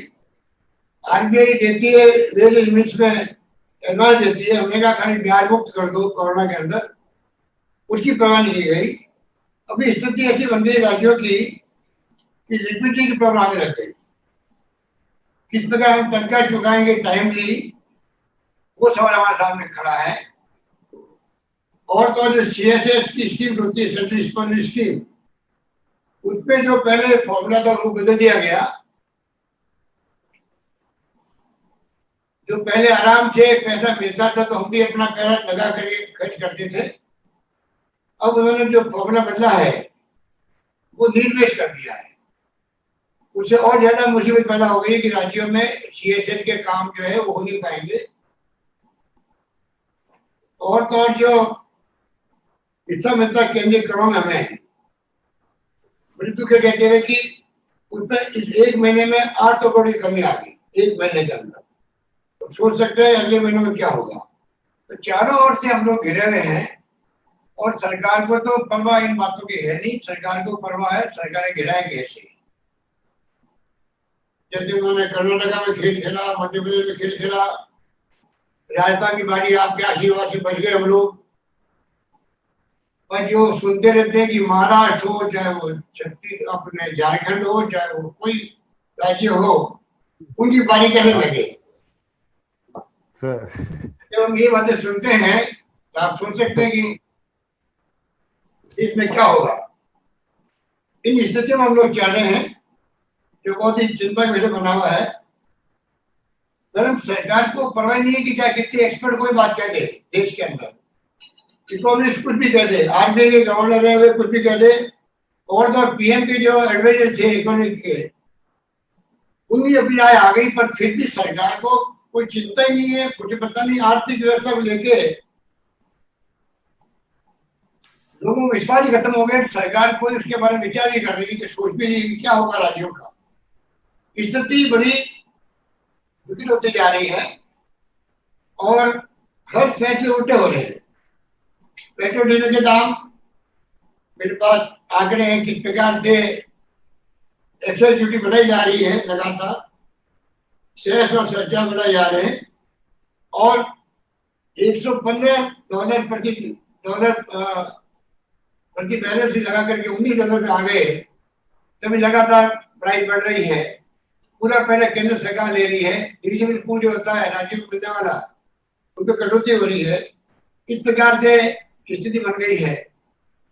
तो ये स्थिति में हम लोग चल रहे हैं, और कोरोना में जो काम किया वो बेमिसाल किया राज्य ने, इसमें कोई दो राय नहीं। आपके आशीर्वाद से हम लोगों ने भी यहाँ पर सोशल कमिटमेंट भी पूरा किया, हेल्थ स्ट्रक्चर बढ़ाया हम लोगों ने, और आज स्थिति है कि राजस्थान वो राज्य जहाँ पर पॉजिटिविटी की रेट जो है 3.38% है, जो सबसे अच्छी रेट है यहाँ पर। बाकी जगह नेशनल लेवल पर 8.78% है। फर्टिलिटी रेट जो है राजस्थान 1.34% है, जो सबसे कम है देश के अंदर। और तो और रिकवरी रेट जो है वो इतने अच्छे प्रयास किए कि हमारे यहाँ पहले पूना और दिल्ली जाती थी टेस्टिंग, अब करीब 50,000 टेस्ट पर डे हो रहे हैं। और हमने ऑफर किया पड़ोसी राज्यों को भी, जून तक आप हमारे यहाँ से टेस्ट करवा सकते हैं। रिकवरी रेट 79.27% है। तो ओवरऑल हमारे कोरोना को लेके हम लोगों ने काफी कुछ किया है, उसका मैं समझता हूँ कि अच्छा इम्पैक्ट भी है। जनता को सोशल सिक्योरिटी में हमने पेंशन भी कायम रखी, 6 पेंशन दे दी हम लोगों ने। साथ में हम लोगों ने थे उनके लिए अलग से व्यवस्था करी। करीब हमने 32 लाख लोगों को 3 किस्तों में हमने 3,500 रुपये दिए, गेहूँ फ्री दिए हैं, दालें फ्री दे रहे हैं। परंतु स्थिति जो विकट बनी हुई है उसको देख के हमें चिंता हो रही है कि आने वाले वक्त में अगर भारत सरकार ने टाइमली कदम नहीं उठाए तो स्थिति और बिगड़ सकती है, कानून व्यवस्था की स्थिति बिगड़ सकती है। क्योंकि अभी तक तो हमने इतना अच्छा काम किया है कि पब्लिक में भी शांति बनी रही, सब तरह से दानदाताओं के सहयोग से, भामाशाहों के सहयोग से, सोसाइटी आगे आई, एक्टिविस्ट आगे आए, कुछ कमी नहीं रखी। लोगों में कॉन्फिडेंस है कि सरकार हमारे लिए कुछ कर रही है। तो जिस प्रकार के हालात बना रखे हैं, तो मेरा मानना है मैडम कि पहले भी आपने एक बार अकाल सूखा पड़ा था, तब आप हमें सभी मुख्यमंत्री को लेके गई थी प्राइम मिनिस्टर के पास में, वाजपेयी जी थे प्राइम मिनिस्टर। उस वक्त में हमने देखा कि बड़ा इम्पैक्ट भी पड़ा था, काफी कुछ हम लोगों को सहूलियत मिली थी। वक्त आ गया कि मैं समझता हूँ जितने हमारे मुख्यमंत्री साहबान हैं, हम सब आपके साथ चलें, या तो प्राइम मिनिस्टर मिले, अपनी बात करें, राष्ट्रपति से मिले। हमें एक इश्यू बनाना पड़ेगा। इश्यू बनाए बगैर मैं समझता हूँ मैडम ये ध्यान देने वाले नहीं है। स्थिति बड़ी विकट स्थिति, हम बोल रहे हैं तब उससे ज्यादा विकट स्थिति है। क्योंकि बातें मेरे पूर्व वक्ता बोल चुके हैं, उन बातों को मैं वापस रिपीट नहीं करना चाहता हूँ। पर मैं इतना कह सकता हूँ कि आम जनता दुखी है, वो खुद चिंता में है, सरकार को ध्यान दे नहीं रही है, इकोनॉमिक स्थिति बिगड़ती जा रही है, महंगाई बढ़ती जा रही है, परचेजिंग पावर लोगों का है नहीं। अगर फिजिकल डेफिसिट के में हम चल रहे हैं, और अगर हमने परचेजिंग पावर नहीं बढ़े लोगों की, कंपनी के पैसे को तो दुकानदारों का सामान बिकेगा नहीं तो फैक्ट्री कहीं चलेगी। तो सवाल ये है कि जब तक सरकार आगे आकर के इमदाद नहीं करेगी राज्यों को भी और पब्लिक को भी, पैसा नहीं जाएगा जेब के अंदर, परचेजिंग पावर नहीं बढ़ेगी, तो इकोनॉमी ठीक होने वाली भी नहीं है। और ये बात समझ में नहीं आ रही है, मैं समझता हूँ पता नहीं क्यों नहीं आ रही है। सारे इकोनॉमिस्ट क्या बोल रहे हैं सबको मालूम है, ये हमारे लिए बहुत चिंता कैसे बना हुआ है। तो मैडम मैं इतना कहना चाहूंगा कि ये जो बात हुई है एग्जाम के बारे में सबके राय एक ही है कि जब खुद एग्जाम पर आ रहा है, सामने अमेरिका का भी आ रहा है, तो ऐसी स्थिति में सुप्रीम कोर्ट में पार्षद को खुद को जाना चाहिए। जब आम राय लोगों की है कि गवर्नमेंट ऑफ इंडिया खुद जाए सुप्रीम कोर्ट में, वहां पर रिव्यू कटिंग लगाए और कोई रास्ता निकाले जिससे कि ये जो प्रॉब्लम आई है वो हल कर सके। बाकी जो आपने हमें पत्र लिखा है पर्यावरण को लेकर के, उसके ऊपर हमने भारत सरकार पे दबाव डाला भी है। हम चाहते हैं कि उसके ऊपर कार्रवाई हो, वरना आने वाले वक्त में तकलीफ हो सकती है। इस प्रकार की स्थिति जो एकदम फेडरल स्ट्रक्चर देश के अंदर है और उनकी धज्जियां उड़ रही है, जिस प्रकार से सरकार का बिहेवियर है सबके साथ में, वो उचित नहीं कहा जा सकता। डेमोक्रेसी के अंदर पार्टी बात सुननी पड़ती है, सबकी बात सुननी पड़ती है। और ये सरकार जो है उनको कोई अपना एजेंडा जो आरएसएस का है उससे मतलब है, एजेंडे को पूरे करने के लिए कदम उठाए जा रहे हैं। और जो चिंता वास्तव में होनी चाहिए सरकार को, राज्यों की स्थिति क्या बनी उसको देखते हुए, कोरोना को देखते हुए, उसे कोई चिंता नहीं है। और ये बात हम सब के लिए बहुत ही चैलेंजिंग बात हो गई है। तो चाहूंगा मैडम कि सबकी राय बने तो हम लोग जाकर के बात करें और दो बात बताएं कि स्थिति ये बनी हुई है, आंकड़े क्या कहते हैं सबके सामने है। खाली तथ्यों के ऊपर बात हम कर रहे हैं, कोई पोटी बात नहीं कर रहे हैं। स्थिति ऐसी बिगड़ गई राज्यों की, कोई सोच नहीं सकता। ये स्थिति है, इसलिए मैं आपको शुक्रिया अदा करूंगा। आपने अच्छा किया, कम से कम हम सबको एक साथ बैठाया, बातचीत करी, और मेरा मानना है कि आने वाले दिन में उसका असर पड़ेगा। धन्यवाद। Thank you. भूपेश जी।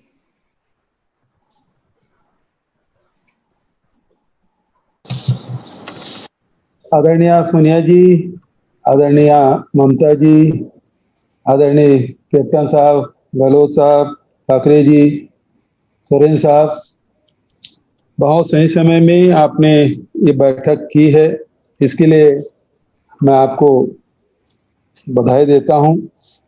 और लगातार इन समस्याओं को अब पार्टी उठाती भी रही है और आज विभिन्न राज्यों के मुख्यमंत्री के बीच में इस मुद्दे को आपने उठाया और सभी मुख्यमंत्रियों ने अपनी अपनी राय दी है। मैं सभी को धन्यवाद देता हूं।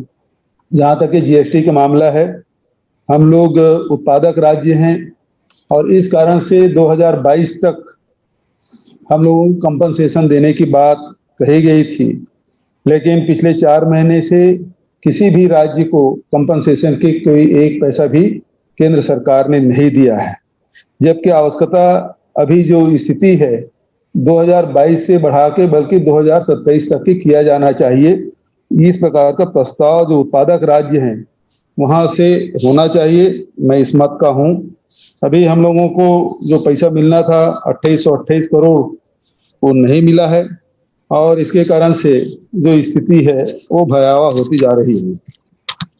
मुझे ये भी जानकारी मिली है कि कल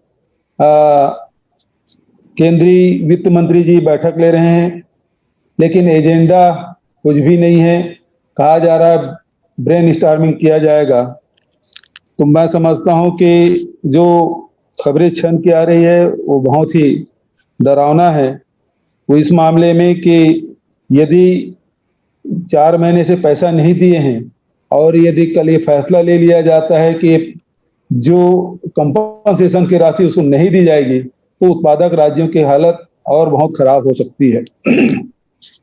दूसरा जो इशू है जिसके बारे में सोरेन जी ने जो बातें कही कि जो पर्यावरण के संदर्भ में, तो ये तो बहुत भयावह है कि यदि कोई उद्योग लग जाए और उसके बाद वो सारे कानून का नियम का पालन करेंगे। तो मुझे एक घटना याद आ रही है। जमुना किनारे एक मंदिर बना था और वो मामला सुप्रीम कोर्ट तक गया और सुप्रीम कोर्ट ने आखिर में कहा कि कानून के हिसाब से तो गलत बना है, लेकिन सैकड़ों करोड़ रुपया, 150-200 करोड़ रुपया खर्च हो चुका है, तो इसलिए इसको हटाया जाना तो ठीक नहीं है। तो उसी प्रकार से बात आएगी यदि जो कानून बना है, पेशा कानून बना है, पर्यावरण कानून बना है, और उसको पालन किए बिना यदि उद्योग लग जाए और लगने के बाद यदि वो कानून का पालन नहीं करेंगे तो आखिर में फिर हम न्यायालय भी जाएंगे तो कहा जाएगा कि भाई सैकड़ों करोड़ रुपए खर्च हो गया है, लग गया है, इसको हटाया जाना राष्ट्रीय क्षति होगी। तो ये जो कानून आया है वो बिल्कुल ही गलत है, और जो EIA जो ड्राफ्ट है उसका हम लोगों को कड़ा विरोध करना चाहिए। दूसरा, जो कृषि के मामले में जो मंडी का जो मुद्दा है, जिसे कैप्टन साहब ने विरोध किया था, और हम लोग भी भारत सरकार को एक पत्र लिखे हैं कि यदि इसको कोई भी मंडी में कहीं भी जाके बेचा जा सकता है और राज्यों को मंडी शुल्क लेने का अधिकार छीन जाएगा, तो राज्यों को जहां राजस्व की कमी होगी वहीं हमारे छत्तीसगढ़ में करीब 80% जो कृषक हैं वो मार्जिनल फार्मर है, और वो कहीं पंजाब में जाके या राजस्थान में या महाराष्ट्र में बेचने जाएंगे नहीं, उसको तो यहीं से मंडी में बेचना है। तो उसका लाभ केवल व्यापारियों को, बिचौलियों को होगा, छोटे किसानों को नहीं मिलेगा। इसलिए उसके मैं आवश्यकता नहीं समझता, उसको वापस लिया जाना चाहिए। तीसरा, जो शिक्षा नीति के बारे में सभी लोगों ने बात कही, अभी परीक्षा के मामले में तत्कालिक मुद्दे पे सभी मुख्यमंत्रियों ने जो बात कही है उससे मैं भी सहमत हूं, चाहे वो राष्ट्रपति के पास जाना पड़े, प्रधानमंत्री के पास जाना पड़े या फिर कोर्ट जाना पड़े, लेकिन वहां तो जाना चाहिए।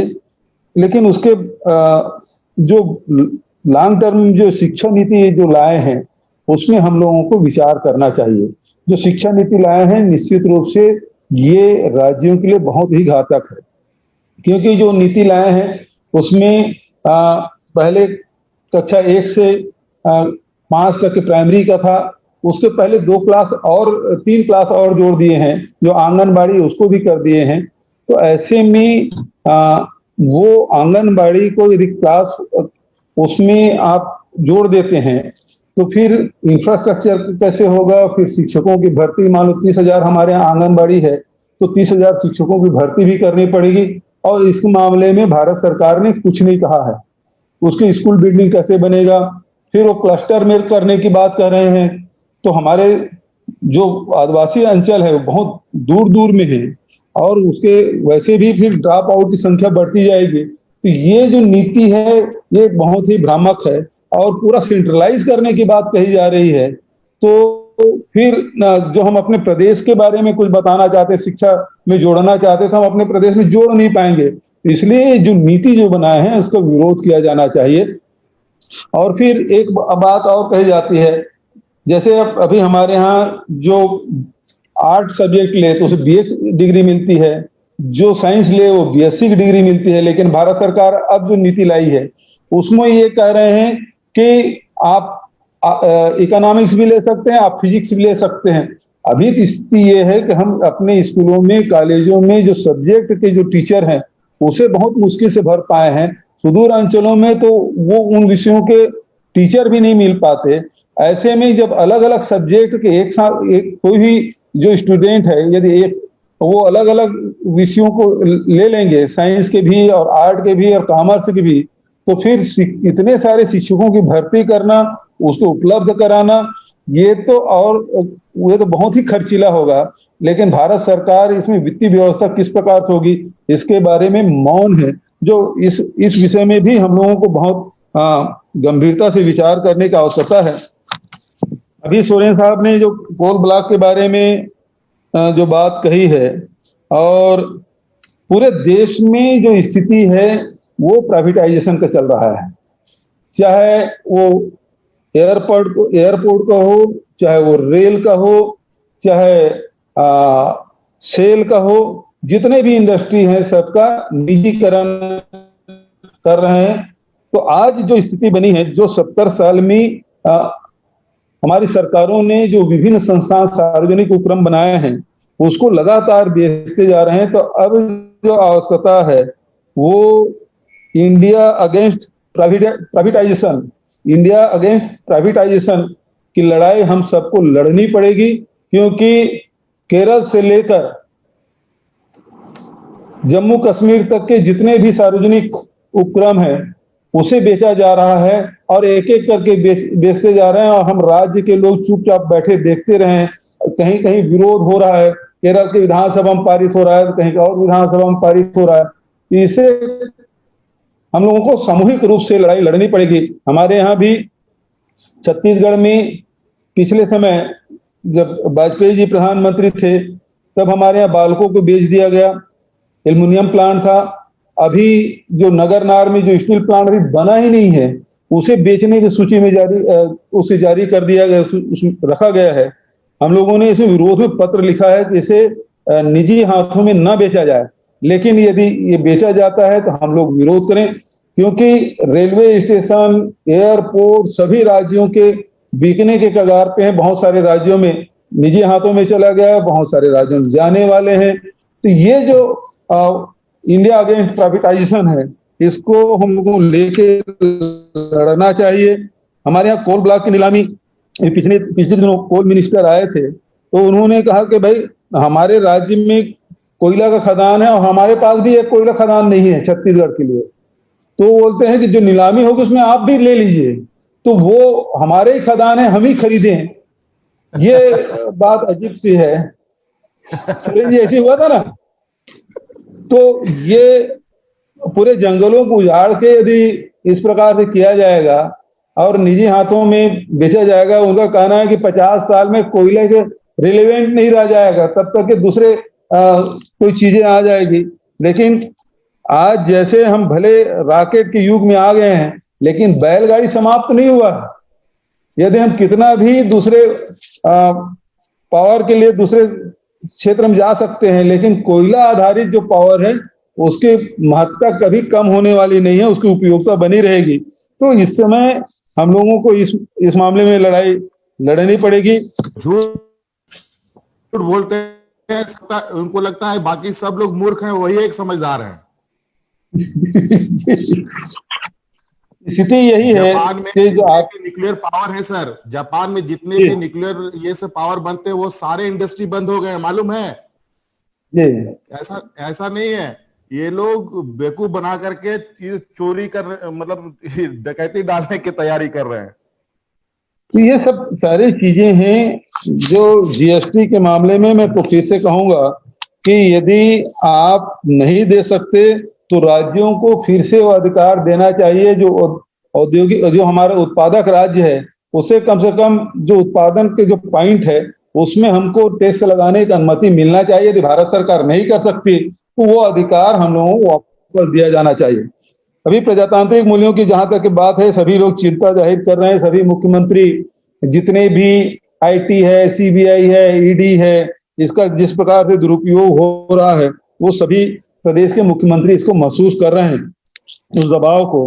लेकिन इस मामले इस लड़ाई में अशोक गहलोत जी को मैं बधाई देना चाहूंगा कि 1 महीने से लंबे समय तक के वो लड़ाई लड़े भी और सफल भी हुए और उन्हें पटकनी देने में सफलता मिली।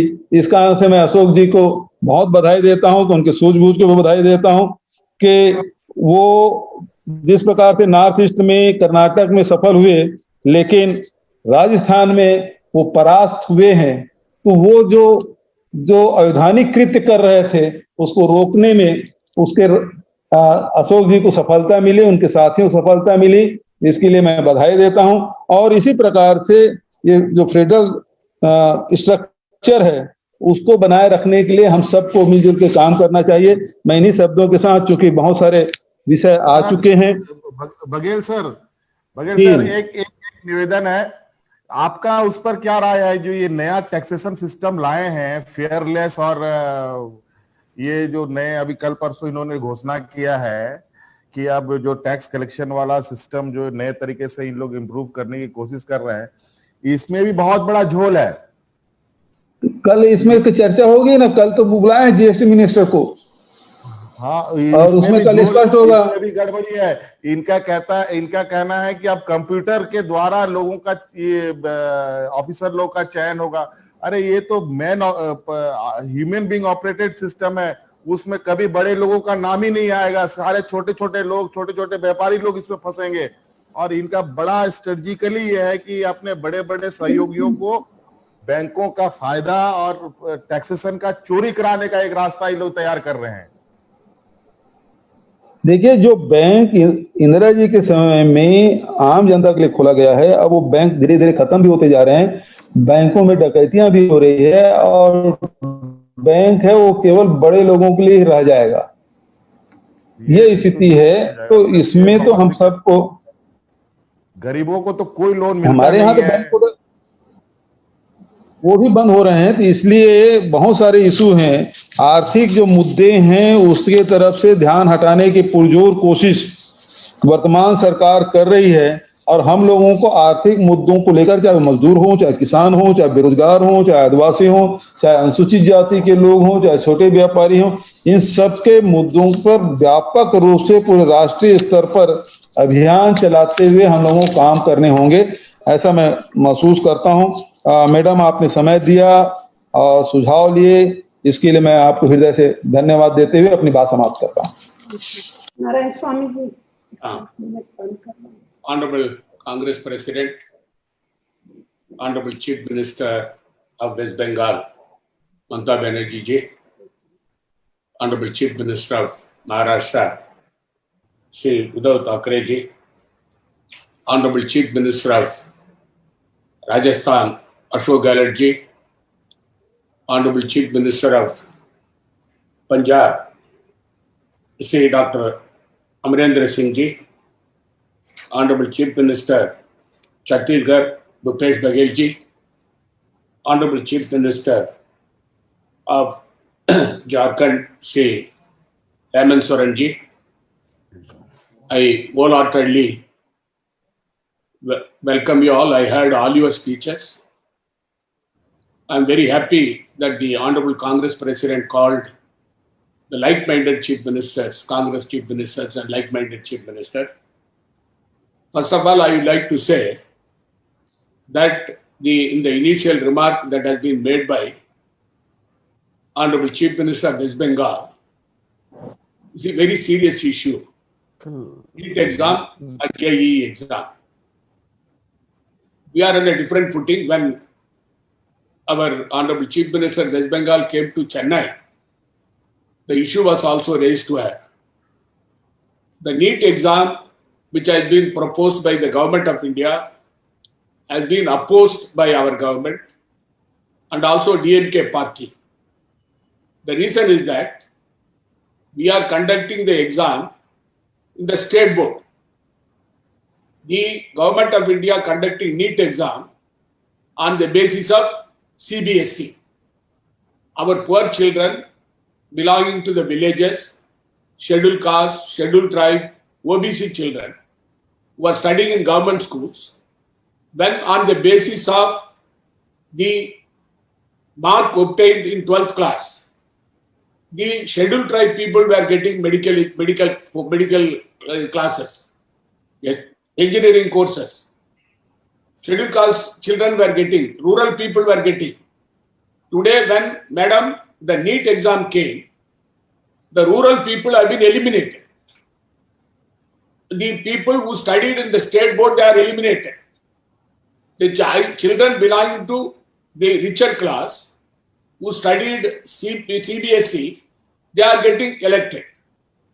Madam knows pretty well, more than 7 children committed suicide in Tamil Nadu. When the board exam was announced, NEET exam was announced, for the last 3 years, 7 children committed suicide, fearing that they will not pass the exam. After the exam they failed, they committed suicide. Therefore, our Congress government in Puducherry and also the DMK party took a stand that NEET exam is to be scrapped, and we wanted on the basis of the mark obtained in the 12th class, the children should be admitted in the medical course and also in the engineering course and other professional courses. why NEET exam should be conducted. The basic question is that. Therefore, Madam, I join with all the Honorable Chief Ministers of the Congress ruled states and our supporting ruled states. We will all join together and fight the battle in the Supreme Court, and we will try to get justice for our children during this COVID pandemic situation. Conducting exam will lead to increasing COVID cases in the country. Lot of children will be affected, and some of them will be severely affected. Who is responsible for it? The government of India is responsible for it. Therefore, the government of India should review it. I wrote a letter to Honorable Prime Minister yesterday. I told him that postpone GE examination as far as our state is concerned. Cancel NEET examination. But Madam, I joined with them. We will go to the court. I agree with the Honorable Chief Minister of West Bengal. We will jointly fight the battle against the central government on this issue. Madam, during this COVID situation, ours is a small state, but our revenue has dropped. In the month of March, we got only 30% revenue. In the month of April, it was 45%. In the month of June, it was 55%. In July, it is 60%. 40% revenue shortfall is there. Madam, I am a member of the GST Council. I attended so far right from Arun Jaitley today, Madam Nirmala Sitharaman, about 33 meetings I attended as the Finance Minister of the state. I raised several issues along with the Honorable Chief Minister of Punjab, Honorable Finance Minister of Punjab, Honorable Finance Minister of Rajasthan, and also Honorable Finance Minister of West Bengal. We jointly raised several issues. But this was a solemn commitment given by the Government of India in the bill, in the GST bill, that the Government of India will compensate for 5 years all the states, the loss of revenue incurred to those states. Madam, if we are allowed to freely tax our people, we know how to raise the resources, how to raise the revenue. But that power has been taken over by the government. Though it was brought by our government, it was one tax. We wanted that one tax and for the people in a simple way. But they totally messed up, and they said 0%, 5%, 12%, 24%, then 32% and 54%. By doing this, the Government of India is getting revenue and the state is not given due compensation. How can, Madam, the Attorney General give an opinion when it was a solemn commitment given by the Government of India in the Parliament and also to the states in the GST Council that 14% compensation will be given to all the states and bi-monthly, irrespective of the fact whether the Government of India gets revenue, sufficient revenue or not. Now they are taking the plea. In fact, in the last meeting in the virtual conference, I raised the issue with the Nirmala Sitharaman. Madam, I told her, this is a commitment given by you. How can you go against it when the Government of India is violating its own policy, principles and the law? How can you expect the state government to do that? But unfortunately, Madam, she said we will go for a market borrowing. I told her, whether you go for a market borrowing or you get it from Reserve Bank of India, it is your baby. But you have to give us the compensation. For the last 4 months, all the, including BJP ruled states, they are all raising the voice. But so far, no reply coming from the Government of India for that. And unfortunately, the Finance Secretary goes to the Standing Council, Finance Ministry Standing Council, and he says that we have no money. That means that the Government of India has become bankrupt. When they say we don't have money, it's a shame on the part of the Government of India. Government of India can say that. Government of India has to pay, whereas, Madam, I am one of the state who is fighting against the Government of India and also Lieutenant Governor. The same is the case with Madam Mamata Banerjee. She is fighting against the Government of India and also Governor every day. Can you imagine, Madam, in our state, Puducherry, the Lieutenant Governor said she will come and address the House when I called the Assembly session. She gave approval. She did not come. But I read the budget. I didn't bother about her. After 3 days, she came to the house and addressed the house. Therefore, we are fighting battle every day against these people. But we don't bother. Whether we remain in power or not, we will uphold democracy. We will uphold values. The cooperative federalism which Narendra Modi is telling every day, Prime Minister, cooperative, that is cooperative federalism, it's a dictatorship. He is trying to impose everything on the states. The East agenda he wanted to impose. When the Hemant Soren said, even the Honorable Chief Minister of West Bengal said, the Prime Minister's health scheme, they are giving only 40%, we give 60%. They say it has to be Prime Minister's scheme. Money is our, major part of the money is our government money. But they want to take the name for themselves. Madam, 7th Pay Commission arrears, for the last 4 years, we have paid to our state government. Announced by the government of India, we paid. No compensation was not given to us.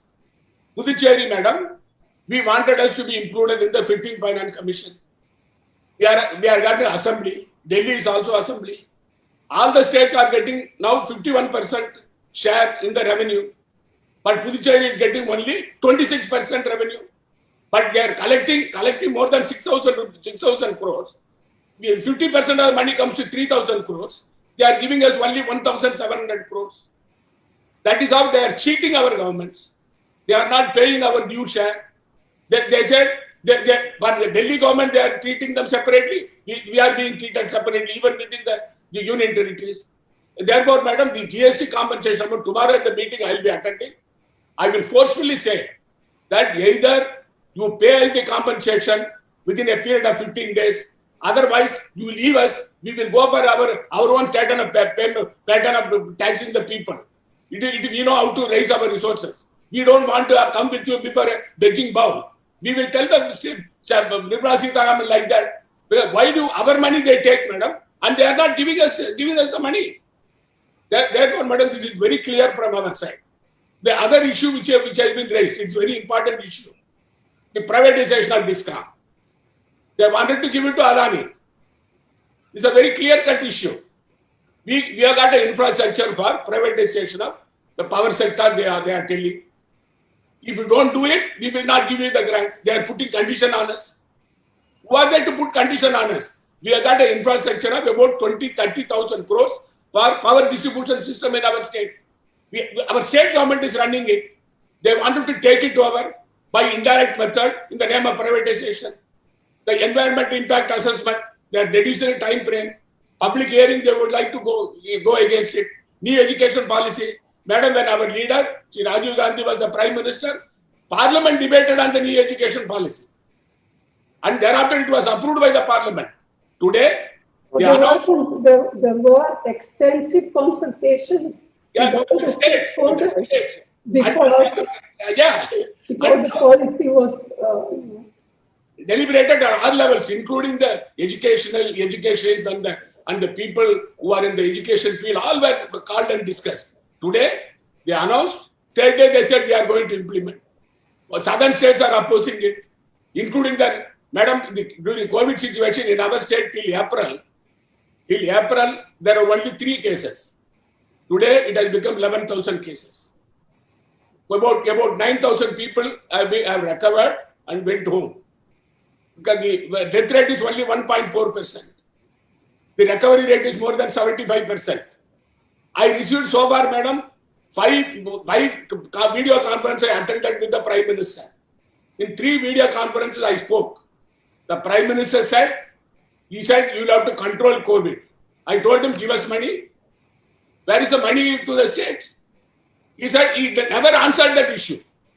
He never answered to us at all. And now, madam, so far, we spent more than 200 crores for controlling COVID in our state, in a small state. The government of India gave us only 3 crores. Disaster Management Fund. It is not COVID money. Adjoining state of Tamil Nadu, their supporting party, they got more than 30,000 crores. The population is more, I agree. I'm not saying that Tamil Nadu should not be good. Tamil Nadu should get. But we should get our due share. Our people are also Indian. We have not come from France. Madam, this kind of the stepmotherly attitude of the central government in ignoring our states, the Congress ruled state, and trying to topple Congress governments But every day we have to fight the battle against them, imposing officers on us, imposing their policy on us, even if it is a state subject, interfering in that. Therefore, every state now, this is a time, madam, as I entirely agree with the Honorable Chief Minister of West Bengal, we should go to the court and then try to see that the NEET exam and also the JEE exam to be postponed. And secondly, our delegation, the like-minded political party leaders, our Honorable Chief Ministers, meet the Prime Minister and President, tell them that this is a COVID situation. The Government of India should liberally fund the states, give money to the state for the survival of the people of the state. Job loss is more than 40% in our state. Ours is a producing state. Our money goes to consuming state in the name of GST. We are at loss. We are not being compensated. Therefore, madam, this is high time that we should join together and raise our voice together. Then alone, this Government of India will come to senses. At least after hearing it, they will understand that the opposition leaders are together. Thank you, ma'am. Thank you. India's best NEET institute now in Hyderabad. Shaheen Group of Institutions presents the leading institution for its achievement in NEET results. Hygienic, clean and disciplined smart campus for boys and girls separately. Shaheen Academy, Hyderabad. Our students have attained 1,000+ free government medical seats in the last 5 years. Hurry up. Admissions are now open at Charminar, Aramghar and Malakpet. Hurry up. Now. Limited seats available.